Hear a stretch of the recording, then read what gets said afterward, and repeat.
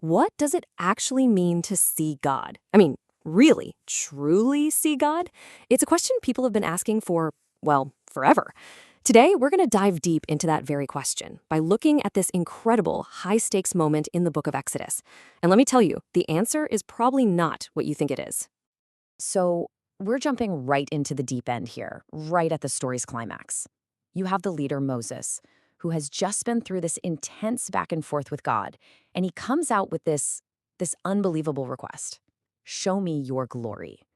I mean, think about that. He's not asking for a little sign, not a miracle. He's asking to see the very essence, the raw reality of God himself. So what on earth drives a person to ask for something so impossible, something that could be incredibly dangerous?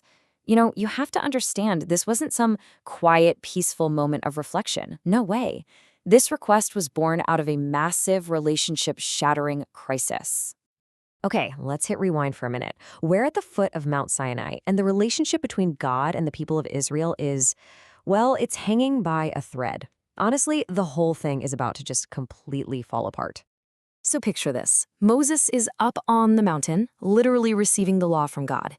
And while he's gone, the people down below, they completely freak out.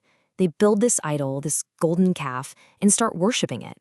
I mean, they had just made a covenant, a promise with God, and they break it.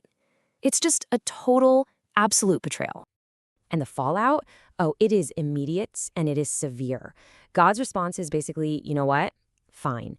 You can have the promised land I told you about, but I am not going with you. My presence is just too holy, your sin is too big, and if I stick around, I'll literally consume you on the way. For the people of Israel, this was basically a death sentence. The whole project was over. So, what happens next is one of the most incredible negotiations you will ever read. Moses steps right into the middle of this mess. He becomes, for all intents and purposes, a defense attorney for his people, literally arguing for their very existence. And his strategy here is just brilliant. He doesn't just fall on his face and beg for mercy. Nope. He builds a case, a logical argument. First, he's like, hey, remember your promises? The ones you made to Abraham, Isaac, and Jacob? Then he points out that, look, without your presence, we're nobody. We're just another tribe wandering in the desert. And then, and this is the kicker, he appeals to God's own reputation. He basically asks, what are the other nations going to say if you give up on us now? And the wildest part? It works. It actually works. God relents. He promises, my presence will go with you. I mean, Moses has just pulled off this unbelievable victory. He's saved his people, the crisis is over, or so you'd think. But the story doesn't end there. Now, after winning this cosmic argument, you would think Moses would be breathing a huge sigh of relief, right? But he's not. For Moses, just getting God to agree to come along for the ride, it wasn't enough, not even close. So you gotta ask, why? Why push your luck after a victory that big? Well, it's because this whole crisis had uncovered a much deeper and, frankly, a much scarier problem for Moses. See, Moses realized something absolutely crucial. Having God with you is one thing, but truly knowing the God who is with you, that's something else entirely.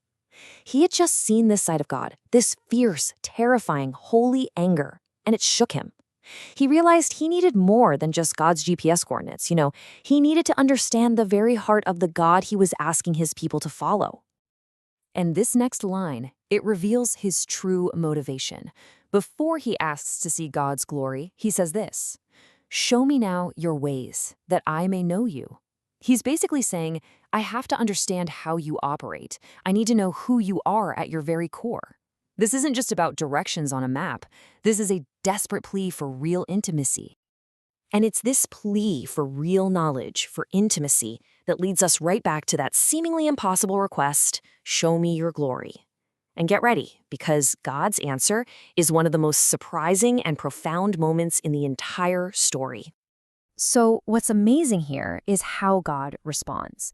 He basically takes Moses' request and redefines it on the spot. See, Moses is asking for a sight to see, a visual, something he can look at. But God is about to give him something so much deeper. He's not going to show him a spectacle. He's going to reveal his very character, his nature. And this, right here, is the real climax of the story. Instead of some blinding light or a terrifying special effect, God proclaims his character. He declares his name. He reveals that the very core of his being, his glory, is his complete and total freedom to be gracious and merciful to whomever he chooses. This is who I am, he says. So, does Moses get to see God? Well, yes and no. Not in the way he thought he would. He's hidden in the cleft of a rock, and he only gets to see God's back after he has passed by, like the wake behind a boat. The glimpse he gets isn't of a physical body, it's a glimpse of a moral reality. The big takeaway here is that to truly see God isn't about your eyes. It's about understanding his fundamental nature of grace and mercy. You know, this whole story just perfectly highlights two completely different ways we can approach the idea of God. On the one hand, you've got this idea of a conceptual God, an abstract principle, a philosophical idea, a set of doctrines you can debate, distant, impersonal.